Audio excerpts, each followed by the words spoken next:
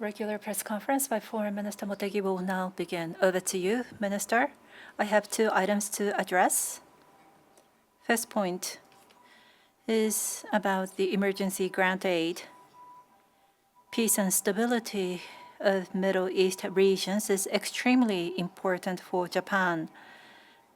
Middle East region have still many major humanitarian challenges under the current situations in Iran and Palestine. Under such circumstances, to cope with emergency humanitarian needs in Iran, Lebanon, and West Bank of Palestine, today, government of Japan has decided to extend emergency grant aid totaling $50 million.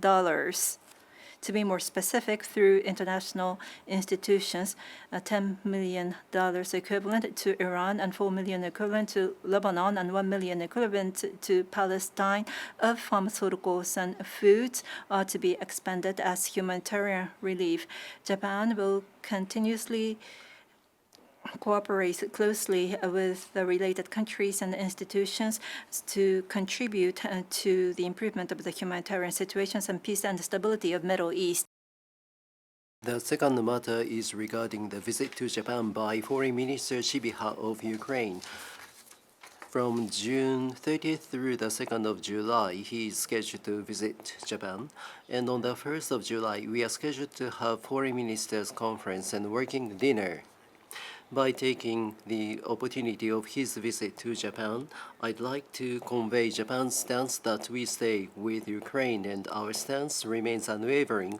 And in order to further deepen our bilateral relations I'd like to have a close exchange of opinions with the minister. That's all. Please raise your hand if you have any questions after being called upon, and please state your questions after identifying yourself with name and affiliation. Kyodo News. Onda, Kyodo News. Thank you. Yesterday, based on the MOU signed by U.S. and Iran, there has been lowering of the travel advisory. So what are the reasons as well as what are the criteria for countries not included this time?